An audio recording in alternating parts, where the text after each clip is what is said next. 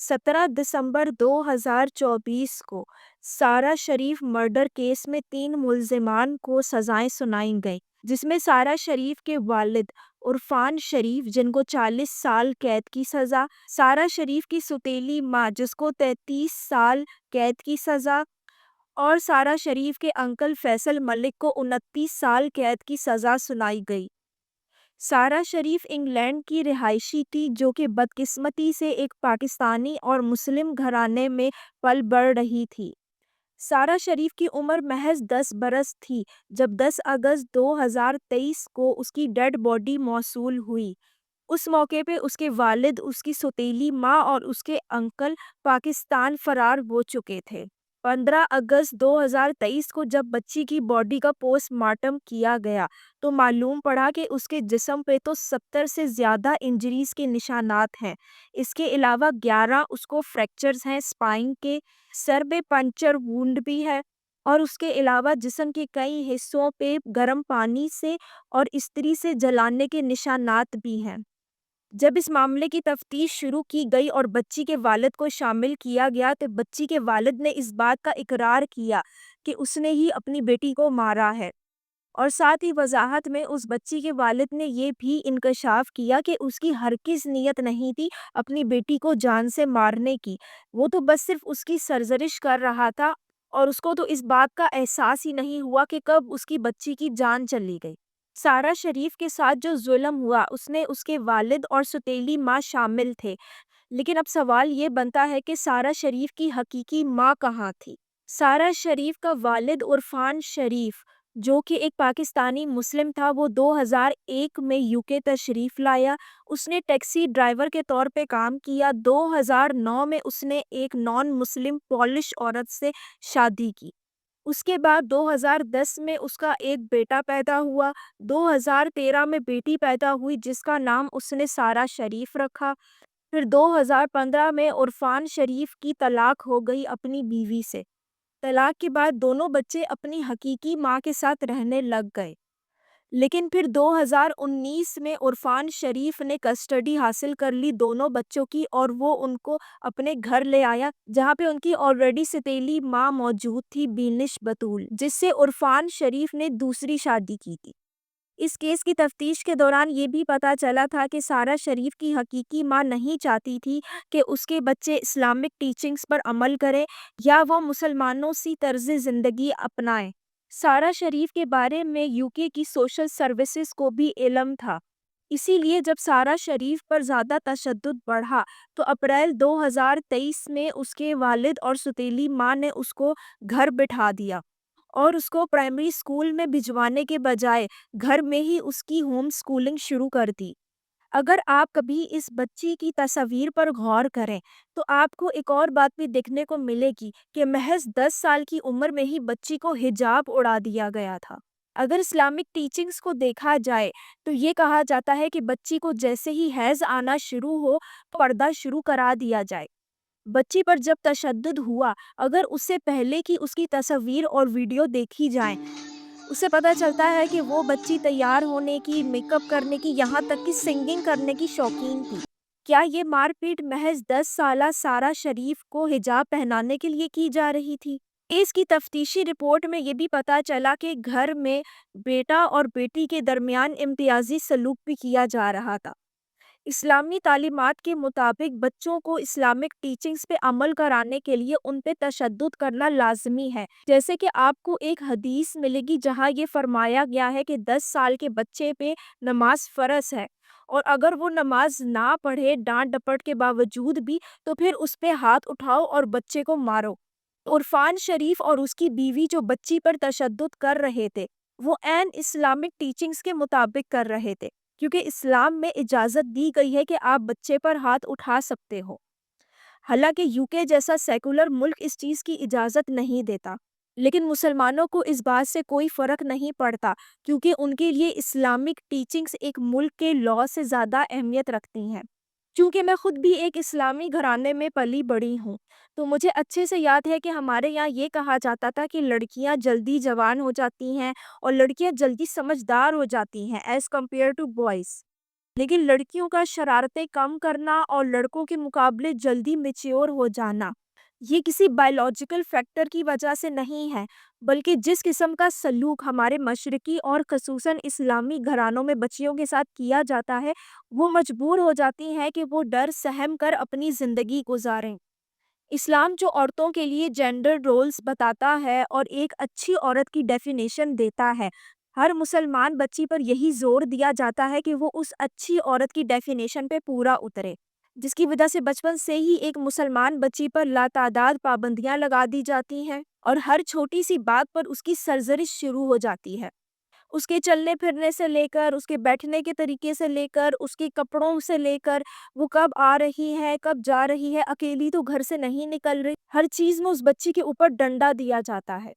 اور بظاہر اس بچی کو یہ سمجھایا جاتا ہے کہ یہ سب اس کی بھلائی کے لیے ہی کیا جا رہا ہے، اس کے تحفظ کے لیے کیا جا رہا ہے۔ لیکن بھلا آپ کو یہ سوچ کے بتائے کہ یہ کس چیز کے تحفظ کے لیے کیا جا رہا ہے؟ تو جی اتنی پابندیاں جو ایک بچی پہ مسلط کی جاتی ہیں اور اس کی زندگی کو اجیرن بنایا جاتا ہے، تو وہ محض اس کی شرم گاہ کی حفاظت کے لیے کیا جاتا ہے۔ کیا آپ کو نہیں پتا کہ اسلام میں عورت کی اہمیت تو ایک ہی صورت میں ہے، اگر وہ کنواری ہو؟ آخر مسلمان مردوں سے یہ وعدہ بھی تو کیا گیا ہے کہ اچھے اعمال کرنے کی صورت میں آخرت کے بعد جنت میں ان کو توفتاً 70 کنواری حوریں دی جائیں گی۔ اب ظاہری سی بات ہے، ایک مذہب عورت کے یا حوروں کے کنوارے ہونے پہ اتنا زور دے گا، آخر عورت کی شخصیت، اس کی سکلز، اس کی قابلیت کو چھوڑ کے ایک واحد وہی تو ایلیمنٹ رہ جائے گا جو اس کو اہم بنائے گا، یعنی کہ اس کا کنوارا ہونا، اس کی شرم گاہ کی حفاظت۔ اب کیا کرے، عورت کی شرم گاہ کی حفاظت کے لیے ہی تو مردوں کو غیرت جیسا کانسیپٹ متعارف کرانا پڑا اور غیرت کی تلوار عورت کے سر پہ لٹکانی پڑی تاکہ وہ اپنی شرم گاہ کی حفاظت قائم رکھے۔ سارا شریف کے واقعے سے مجھے ایک اور بات یاد پڑی۔ پچھلے ماہ کا ہی واقعہ ہے جب ایک مسلمان پاکستانی کیب ڈرائیور سے میری ملاقات ہوئی۔ میں پیسنجر سیٹ پہ تھی اور وہ گاڑی ڈرائیو کر رہا تھا۔ مجھے تقریباً 1 گھنٹے کا ٹائم لگنا تھا اپنی منزل تک پہنچنے کے لیے۔ تو اس 1 گھنٹے کے دوران جب اس ڈرائیور کو میرا نام معلوم ہوا تو وہ سمجھ گیا کہ میں بھی پاکستان سے ہوں اور یقیناً مسلمان ہی ہوں گی۔ بھلا پاکستان میں مسلمانوں کے علاوہ اور کسی کو جینے کا حق تھوڑی ہے؟ ملحد والی شناخت کو چھپا کر میں نے اس کے ساتھ گفتگو جاری رکھی۔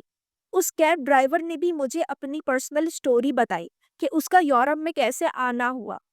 اس پاکستانی نے مجھے یہ بتایا کہ آج سے 15 سال قبل وہ یو کے پہنچا تھا اسٹوڈنٹ ویزا پر۔ یو کے میں اسٹڈی کے دوران اس کی ایک گرل فرینڈ بنی جو کہ یورپی تھی۔ اس عورت کے ساتھ کچھ عرصہ ریلیشن شپ میں رہنے کے بعد اس نے اس عورت سے شادی کرنے کا فیصلہ کیا۔ شادی کے بعد اس عورت سے اس شخص کی ایک اولاد ہوئی جو کہ ایک لڑکی تھی جس نے بدقسمتی سے ایک مسلمان اور پاکستانی شخص کے یہاں جنم لیا تھا۔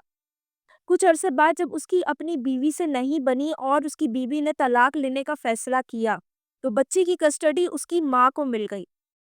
یہ سب بتانے پر جب میں نے اس شخص سے دریافت کیا کہ کیا وہ اپنی بیٹی سے ملتا ہے، اس سے کوئی کانٹیکٹ رکھتا ہے، تو اس نے بتایا کہ بھائی میں اپنی بیٹی کو کیسے چھوڑ سکتا تھا، چلو بیٹا ہوتا تو میں اس عورت کے پاس چھوڑ بھی دیتا، لیکن چونکہ وہ نان مسلم تھی، کرسچن تھی، تو اس لیے میں اپنی بیٹی کو اس کے پاس نہیں چھوڑ سکتا تھا، ورنہ وہ اپنی بیٹی کی بھی اپنی جیسی تربیت کر دیتی۔ ساتھ ہی مسکرا کے کہنے لگا کہ آپ کو تو پتا ہے کہ ویسٹرن خاتون جو ہے وہ بہت لبرل ہوتی ہے اور ان کرسچن عورتوں کے تو ملٹیپل پارٹنرز ہوتے ہیں۔ جہاں وہ عورت طلاق کے بعد خود بوائے فرینڈ رکھتی تھی تو میں وہاں اپنی بیٹی کو کیسے چھوڑتا؟ مجھے یہ بات بالکل ناگوار گزرتی کہ میری بیٹی کی زندگی میں بھی ایک سے زائد کوئی مرد آئے۔ پھر اس شخص نے مجھے بتایا کہ اس نے کورٹ میں جا کے کیس کر دیا اور اپنی بیٹی کی کسٹڈی لینے، جس کو پالنے کے لیے اس نے خصوصی ایک مسلمان عالمہ عورت کا انتظام کر رکھا ہے اپنے گھر میں۔ پھر میں نے اس سے دریافت کیا تو کیا وہ بچی اپنی ماں سے نہیں ملتی، جس پہ اس شخص نے مجھے بتایا کہ نہیں، اس کو اچھا نہیں لگتا کہ وہ بچی اپنی ماں سے کانٹیکٹ کرے کیونکہ اس کی ماں ایک ویسٹرن لبرل خاتون ہے۔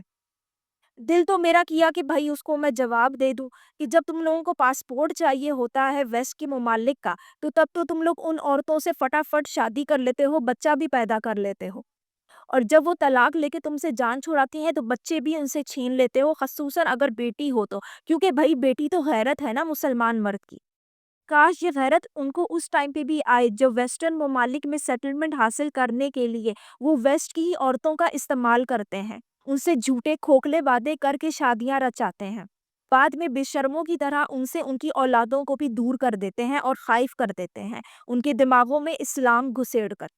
بعد میں وہ شخص بڑا فخریہ انداز سے کہنے لگا کہ میری بیٹی تو حجاب بھی اوڑھتی ہے اور پاکستان بھی جاتی ہے، اور میں اس کو پاکستان میں ہی زیادہ رکھنا پسند کرتا ہوں اب، کیونکہ اب اس کی شادی کی عمر بھی آ گئی ہے۔ تو ان مسلمان مردوں کو جب ڈالر کمانے ہوتے ہیں، پاؤنڈز کمانے ہوتے ہیں، یورو کمانے ہوتے ہیں، تو وہ ویسٹرن ممالک کا رخ کرتے ہیں، لیکن اگر غلطی سے کوئی بچی جنم دے جائے ان کے گھرانے میں تو وہ ان کی شرم گاہ کی حفاظت کے لیے اور اس ڈر سے کہ کہیں وہ بھی ویسٹرن کلچر کو نہ اپنا لے، خود مختار ہو جائیں، اپنی زندگی کے فیصلے خود کرنے لگے، اپنی مرضی سے کپڑے پہننے لگے، اپنی مرضی سے یا اپنے چوائس کے کسی مرد سے تعلقات استوار نہ کرنے لگے، اس ڈر سے الٹے قدموں پاکستان کو بھاگنے لگتے ہیں۔ یہ ہے مسلمان مردوں کا دوغلا پن، جو کہ آپ کو اس کیب ڈرائیور میں اور عرفان شریف میں بھی نظر آ سکتا ہے، جس نے 2009 میں ایک نان مسلم پولینڈ کی عورت سے شادی تو رچا لی، 2 بچے بھی پیدا کر لیے، لیکن طلاق ہو جانے کی صورت میں ان بچوں کی کسٹڈی خود حاصل کر لی اور ان پہ ایک ظالم مسلم پاکستانی ستیلی ماں مسلط کر دی، کیونکہ ایک بار پاسپورٹ حاصل کرنے کے بعد مسلمان مردوں کو رشتہ تو پاکستان سے ہی چاہیے ہوتا ہے نا، کیونکہ جس طرح گھٹن زدہ اور لاتعداد پابندیوں کے حامل گھرانوں میں مسلم بچیوں کی پرورش کی جاتی ہے، ان کے لیے آسان ہوتا ہے اس قسم کے دوغلے مسلم پاکستانی مردوں کو جھیلنا اور ان کی وفادار، فرما بردار اور سب میں صرف بیوی بن کے رہنا،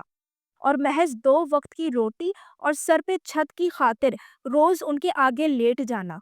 اپنے ساتھ جنسی زیادتی کروا لینا۔ آخر یہی سب تو ڈیوٹیز ہیں ایک مسلمان عورت کی، اور بیچاری پاکستانی خواتین سے زیادہ ان ذمہ داریوں کو، ڈیوٹیز کو اور کون سمجھ سکتا ہے؟ اب دیکھیں نا، ایک مسلمان خاتون ہوگی اور وہ بھی خصوصاً پاکستان سے، آپ اس کو مارے پیٹے، زد و کوب کرے، جنسی زیادتی کا نشانہ بنائے بطور شوہر ہوتے ہوئے، اور بھائی اس پہ 3-4 بیویاں بھی لے آئیں، وہ کون ہوتی ہے اس بات کی مخالفت کرنے والی؟ یہ سارے حق تو اسلام نے مردوں کو دیے ہیں نا، اور اس بات کو میک شور کرنے کے لیے کہ مسلمان خواتین اپنے شوہروں کے حقوق پورے کرتی رہیں۔ اب برٹش مسلمان اس پوری کوشش میں ہے کہ وہ شریعہ لاء بھی لے کر آئے UK میں، کیونکہ جو UK کا قانون ہے وہ تو اس سے بالکل مختلف ہے، عورت یا بچے پہ ہاتھ اٹھانے کو ڈومیسٹک وائلنس بتاتا ہے، اور UK کا لاء مسلمان عورتوں کو 2-2 3-3 سوتنوں جیسی نعمت سے بھی تو محروم رکھتا ہے۔ مسلمان مردوں کے حقوق پورے ہوتے رہیں اور عورتیں اپنی ڈیوٹیز پوری کرتی رہیں، اسی لیے تو آج کل مسلمان سڑکوں پہ نکلتے ہیں UK میں شریعہ لاء کا مطالبہ کرتے ہوئے، بلکہ شریعہ لاء آ جانے کی صورت میں وہ UK اور یورپ کی نان مسلم عورتوں کو بھی مجبور کر سکیں گے کہ وہ عین شریعہ لاء کے مطابق ان کے حقوق پورے کریں۔ اب بھلے یہ اور بات ہے کہ وہ تمام عورتیں خود مختار ہوتی ہیں اور ان کو اپنے حقوق کا اچھی طرح سے علم ہوتا ہے، لیکن اگر شریعہ لاء آ گیا تو پھر بھلا عورتوں کی کیا جرت، بھلے وہ مسلم ہو یا نان مسلم ہو، کہ وہ اپنے حقوق کے بارے میں بات کر سکیں۔ اب اس سے دیکھیں نا، مسلمان مردوں کو کتنی آسانی ہو جائے گی، وہ آسانی سے نان مسلم عورتوں سے شادی بھی رچا لیں گے، پاسپورٹ بھی حاصل کر لیں گے، ان کو مسلم ممالک دوڑنا نہیں پڑے گا رشتے ڈھونڈنے کے لیے۔